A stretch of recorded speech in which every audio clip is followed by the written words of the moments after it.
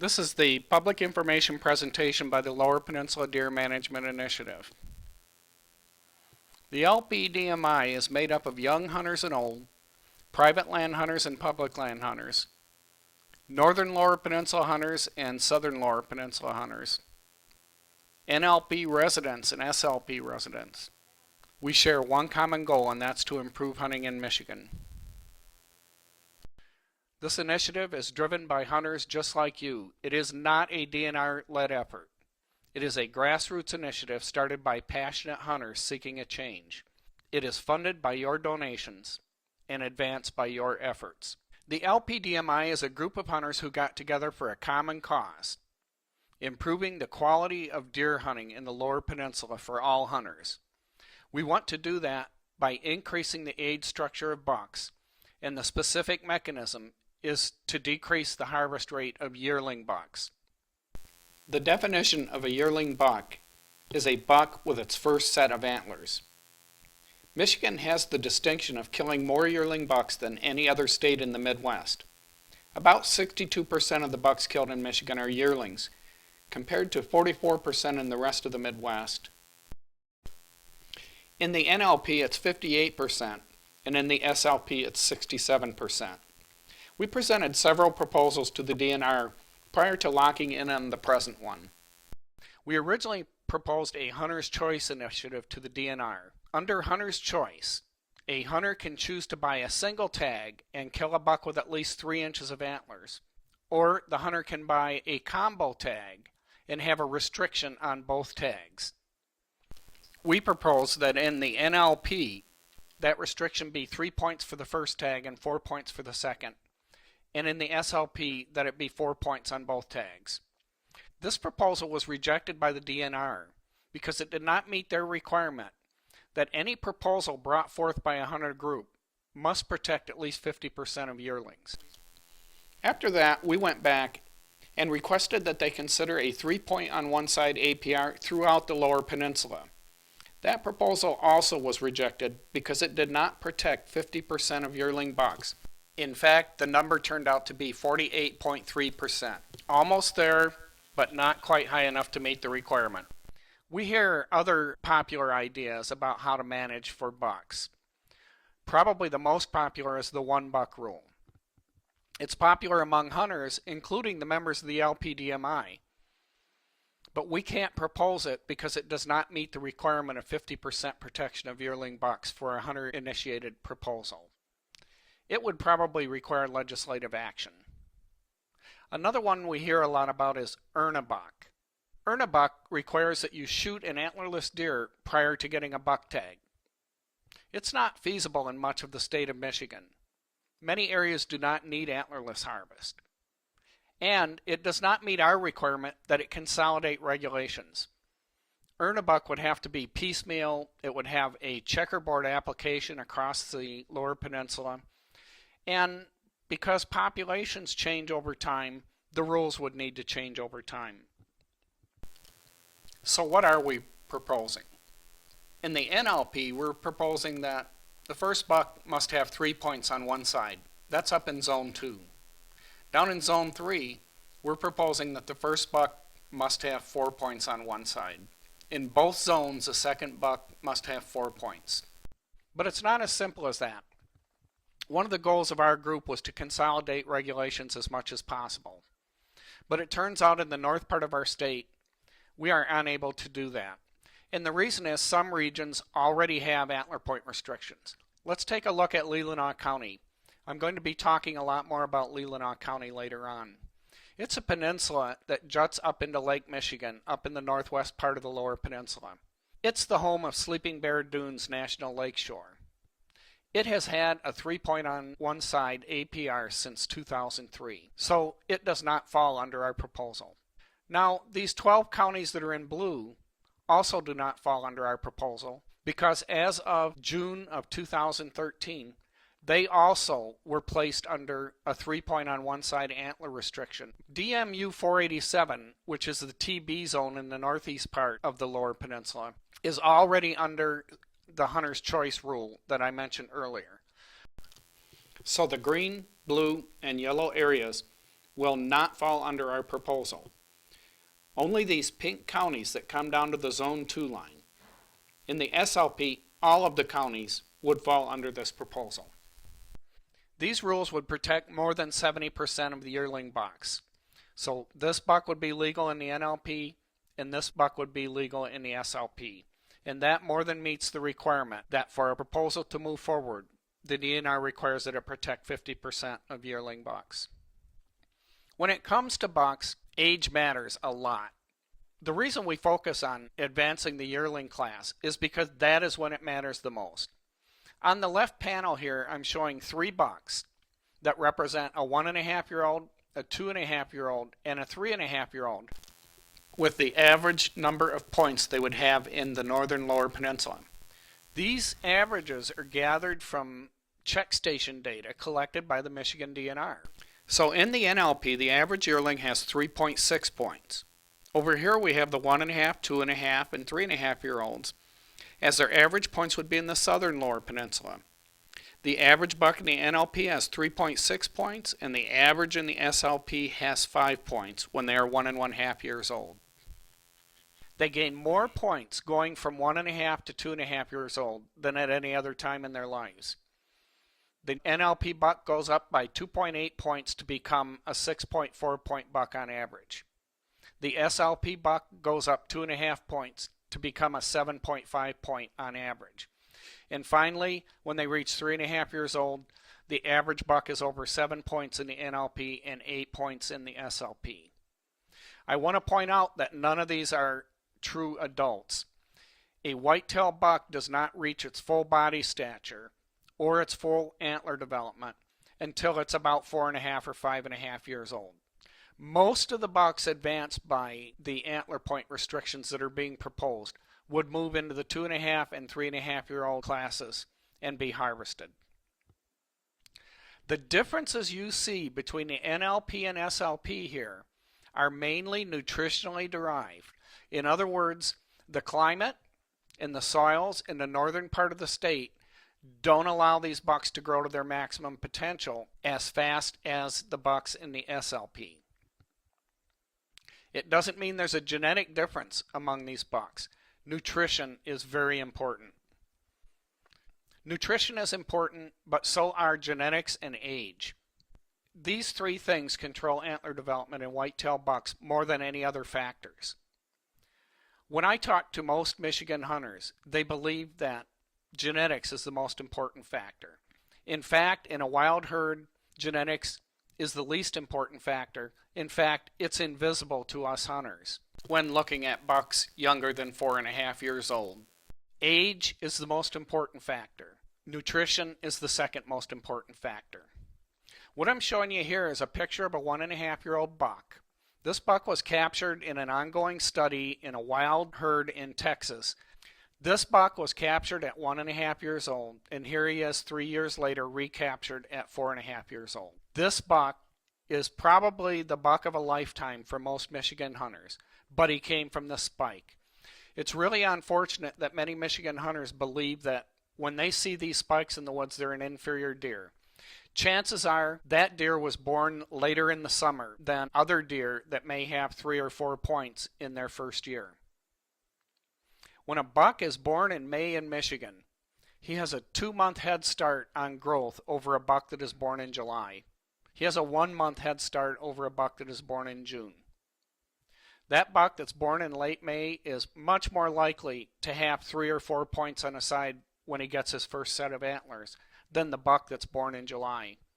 The reason is these deer grow at 10, 15, 20 pounds per month during the first few months of their lives. When they go through their first winter, the buck that's born 2 months earlier is going to have 20, 30, maybe even 40 pounds of body weight on the one that was born later.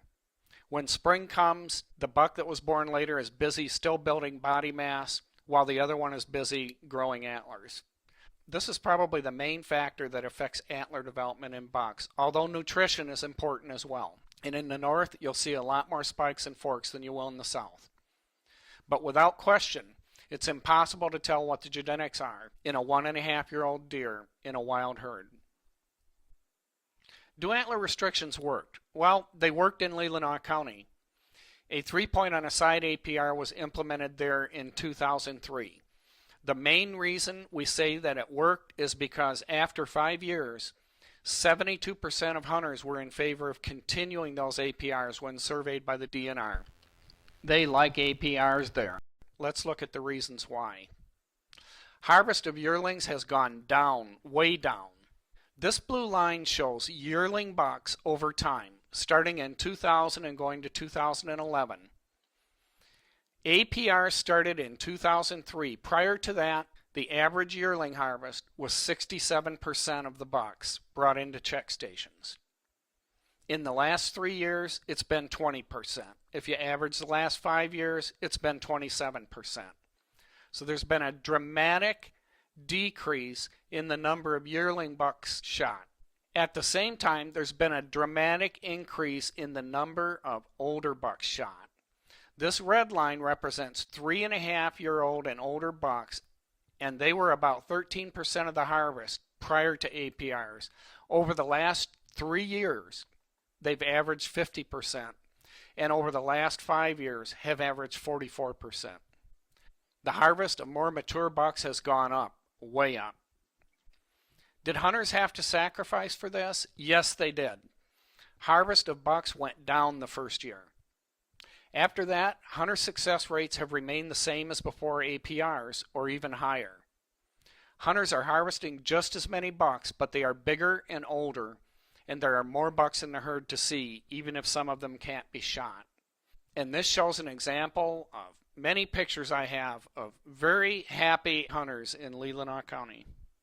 And this just is a graphic that shows you what the success rate has been on bucks in Leelanau County. In the 2 years before APRs, 21 and 23% of hunters were successful at shooting a buck. That average is 22%. And this pink bar just shows that range from before APRs. The first year of APRs in 2003, the harvest dropped precipitously from 22% down to 15%.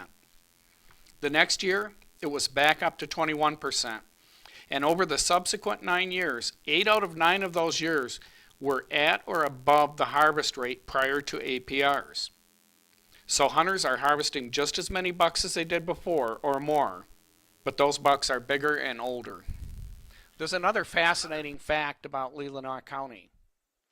If you look at hunter retention across our state, we find that over the last decade, hunter numbers have dropped by about 21% in the Upper Peninsula of Michigan. Hunter numbers have fallen by about 19% in the Northern Lower Peninsula, and by 4% in the Southern Lower Peninsula.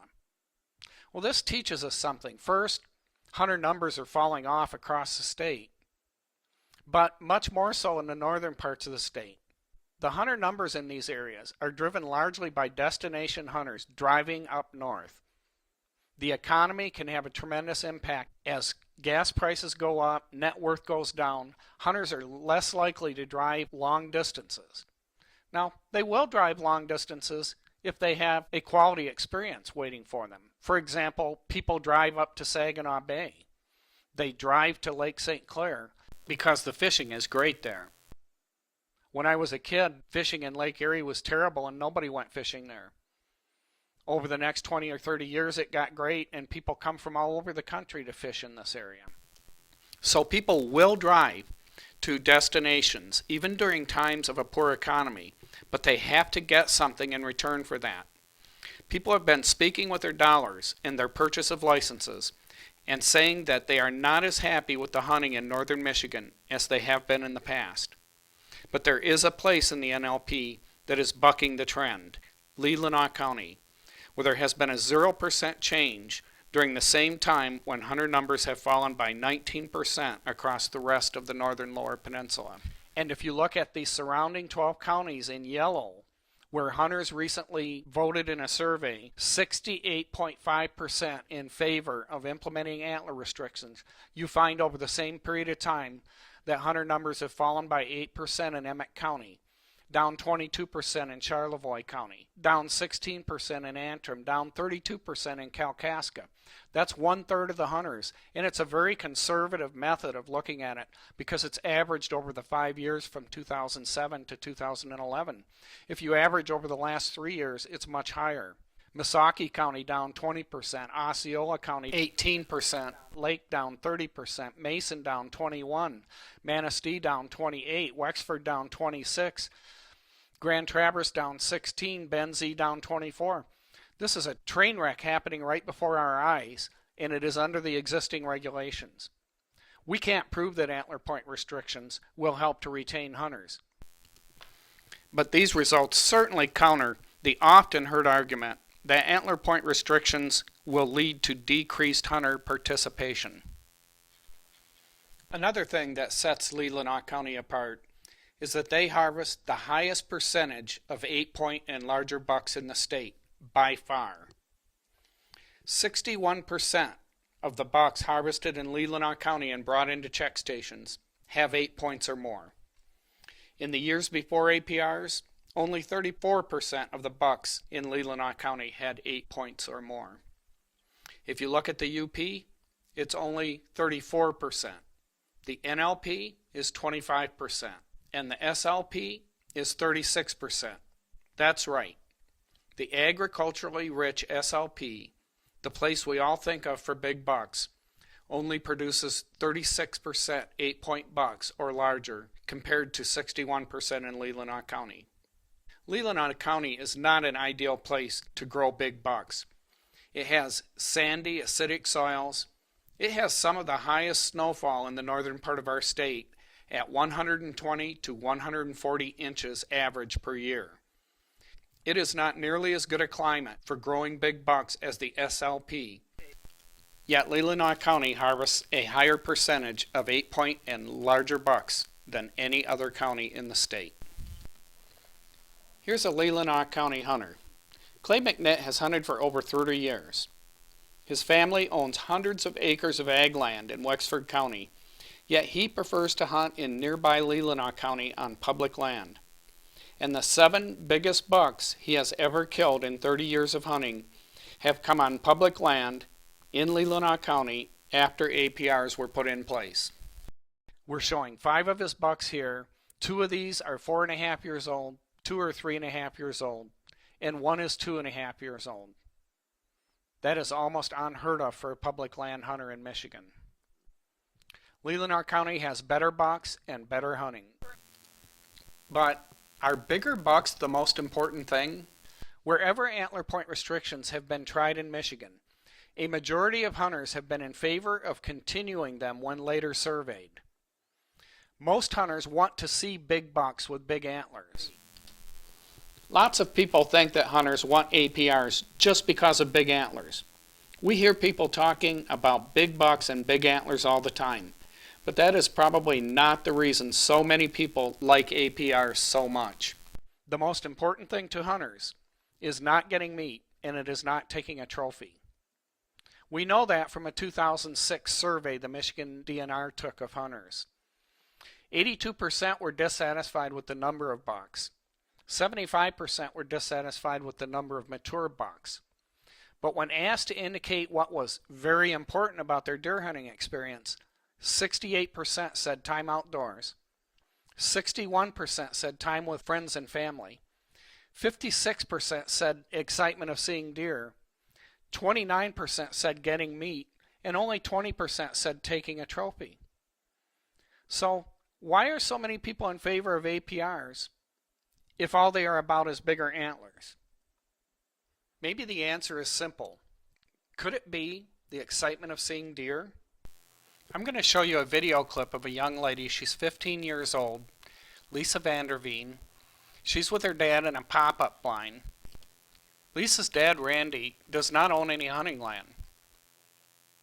This young buck comes out in the morning and she says, "We got some really great footage." They're in a place they got permission to hunt. It's a little industrial park of about 7 acres surrounded by buildings. This second buck showed up and they start nuzzling and sparring. And I'll give a little testimonial here. I hunted over 30 years in Michigan and never saw anything like this. In fact, many Michigan hunters never get to see activity like this. The reason is, I would have shot that first buck as soon as he got into the clearing. If I had, I would have missed this sparring, and I would have also missed this buck laying down about 30 yards from the pop-up blind. Lisa turned to her dad and said, "That is so cool," just before she popped this groundhog with her compound bow. Lisa spent the whole day next to her dad. I wonder, would her memories of the day have been better if she shot that first buck in the morning? I don't think so. Excitement of seeing deer is one of the top reasons given by Michigan hunters for going deer hunting. It is far more important than getting a trophy, and far more important than getting meat for most hunters. Hunters under APR regulations see a lot more bucks in the wild. They spend a lot of time watching those young bucks rather than shooting at them. This creates a much more interesting and exciting hunt. That might explain why most hunters are in favor of continuing APRs, even though most hunters don't get a trophy. What is the process for implementing APRs? Well, first, I already told you about step 1. That's to submit a proposal to the Michigan Department of Natural Resources. The DNR reviews the biological impact and submits recommendations to the Natural Resources Commission, or the NRC, that the process move forward. Next comes step 3. The LPDMI distributes information throughout the peninsula and hosts informational meetings. This is the stage we are at today and the reason that you are watching this video. We want to get this information out to every hunter in Michigan. Whether they are for or against the proposal, we consider it to be critical that they know that it's coming. Step 4. In late summer or early fall, the DNR will send out a survey to hunters who indicated in the annual harvest survey that they hunted in the proposed zones during 2012. Step 5. The DNR collects the information and determines the level of support. It is important to understand that at least 66% of surveyed hunters must support the proposal, or the DNR will not move it forward to the NRC. Step 6. The DNR releases a report on the survey results and makes a recommendation to the NRC. Step 7. The NRC makes a decision as to whether the proposal will be implemented. No matter what the survey shows, the NRC can make whatever decision they make. This is not a referendum that requires the Commission to take any action. The survey is for informational purposes only.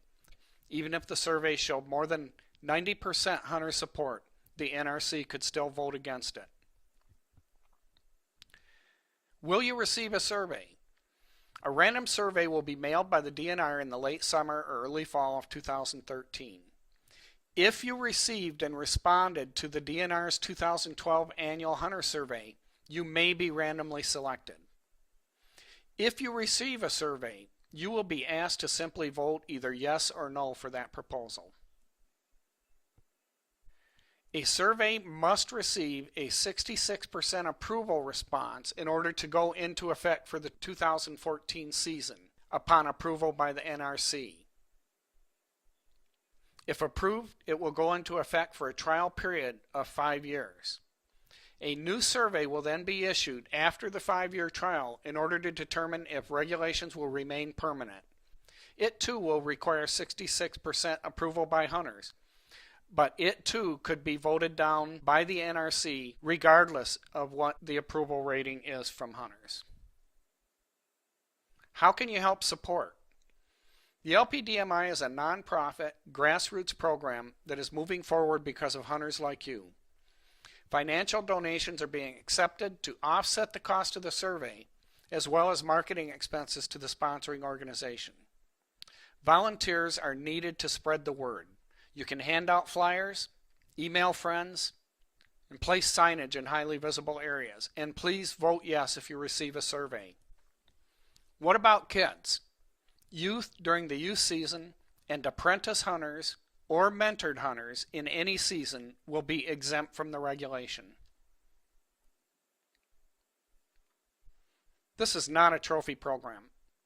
In a trophy program, according to Dr. James Kroll, about 80 or 90% of the harvested bucks would be 4.5 or 5.5 years old. In Leelanau County, less than 20% of the bucks make it to 4.5 to 5.5 years old. Most of the bucks that are passed as yearlings under the APR are killed when they're 2.5 or 3.5 years old. More than 60% of the bucks harvested are 2.5 or 3.5 years old. And yet, there are more big old bucks running around Leelanau County. This buck, shot by an archer in 2010, was the largest typical buck ever shot in Leelanau County. That record lasted 2 years. In 2012, this buck was shot that was larger. So the two largest typical bucks in the history of Leelanau County were killed by archery hunters in the last 3 years. These proposed APRs are not a trophy program. This buck will still be legal in the northern Lower Peninsula, and this buck will still be legal in the southern Lower Peninsula. Thanks for watching. This presentation was presented by Jim Brocker and produced by the Lower Peninsula Deer Management Initiative. This presentation is the property of the Lower Peninsula Deer Management Initiative, but it may be reproduced and used for educational purposes by anyone. For more information, go to www.mideerhunt.org or join us on our Facebook page, Lower Peninsula Deer Management Initiative. We're really happy that Jim's retired. Just a couple things before we start the question and answer. We do have literature that if you'd like to help us out with this effort,